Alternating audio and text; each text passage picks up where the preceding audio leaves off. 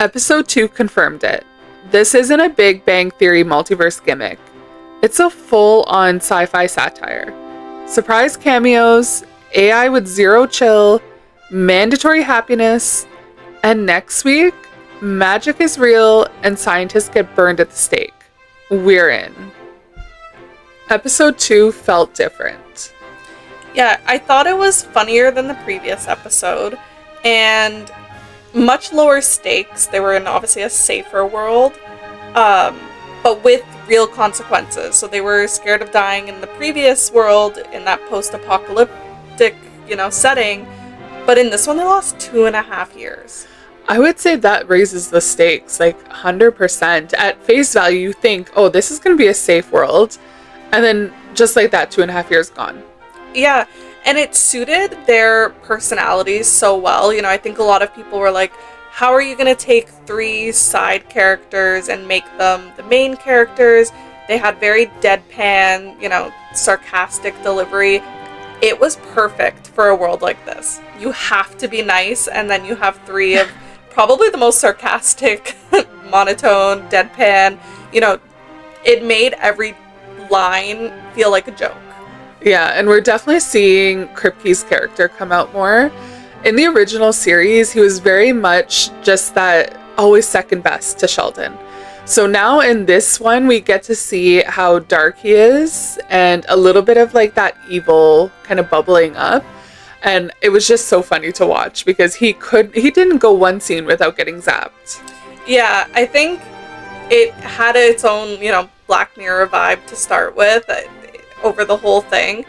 But I think seeing their kind of banter back and forth with each other is really the star of the show.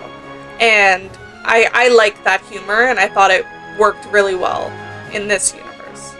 There's no doubt they're an ensemble. I'm really liking where they're going with this. Let's be real, everyone wants to talk about the cameos this episode. And there were quite a few. Yeah. I mean, we'll start off with Zach. Super chill, laid back, Penny's ex-boyfriend.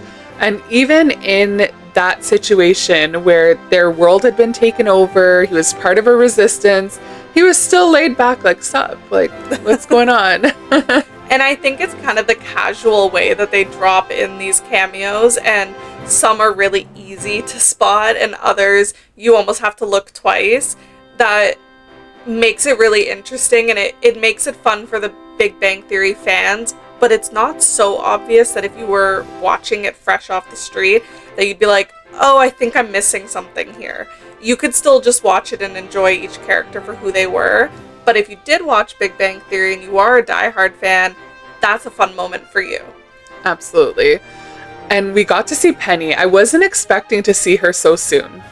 No, and I love that we got to see a different type of Penny. We got to see very serious, leading a rebellion, a lot more violent than we would have seen her on The Big Bang Theory. So I thought it was really cool to see her. She didn't overstay her welcome. She just kind of came in, had a few minutes, and then came out just like Raj did. So I definitely think they're going to do the cameos, but this show isn't about them. And they're being very respectful of that. And that's what I love about it, is that this show isn't dismantling anything that they wrapped up in the previous 2 or 3 spinoffs, right? It's that all happened, and then this happened.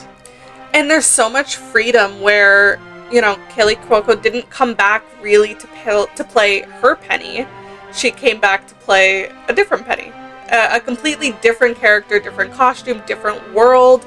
And I wonder, from the actors' perspectives, what it was like to step into kind of their old shoes, but kind of not. I think it gives so much more opportunity. Who would have thought we'd see Raj the way that we did in the last episode, and to see, Penny as this commander in charge. It's such a cool reimagining of things. It's definitely a fresh take, not the type of spinoff I think anybody would have expected. Yeah. I still have my eye out for a couple of characters. It feels like we're leading to the big reveal at the end, or the whole show is to find Sheldon and Leonard. But I would still love to see a couple characters on the way, like Bernadette, Amy maybe would be great. And Howard, of course. Yeah, and Howard. And I think, I really liked seeing Ramona as well. I thought she was the perfect addition for this world, and I thought, the way that they used her kind of as this like rage baiter in this world where you have to be nice. And even Penny being kind of the opposite of who she was in The Big Bang Theory, Raj being in a very different situation that he would normally have been. If this is going to be kind of the theme in all of these universes, that, they're going to bring in, maybe they bring in Bernadette and she's super moody or, emo and not that bubbly, happy, perky self that we know her as, if they're going to kind of do a reversal for everyone. So does that mean Sheldon's going to be an athlete? Because I think we did a short about that, and I would love to see that version of him.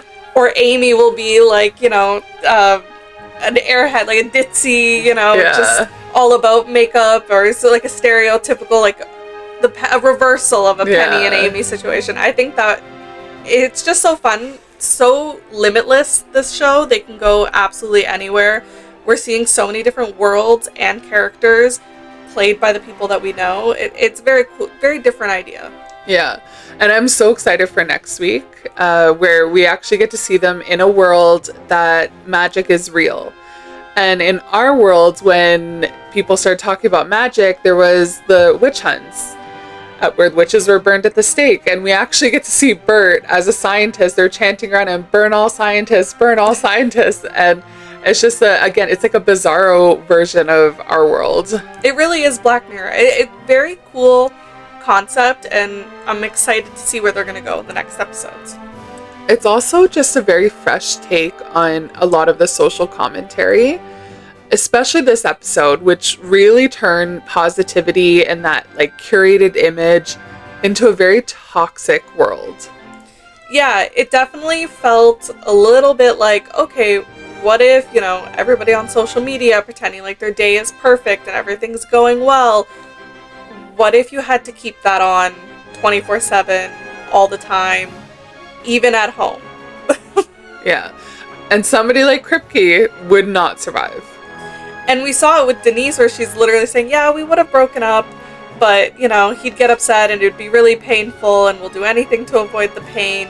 It just felt, for as funny as the show is being and for all the different worlds that they're choosing to take, it did feel like it was commenting on something that we are seeing in social media in particular. Absolutely. And the AI aspect of it, I mean, we're big The 100 fans, right? And their AI said there was too many people. This AI said these people are too angry and changed it.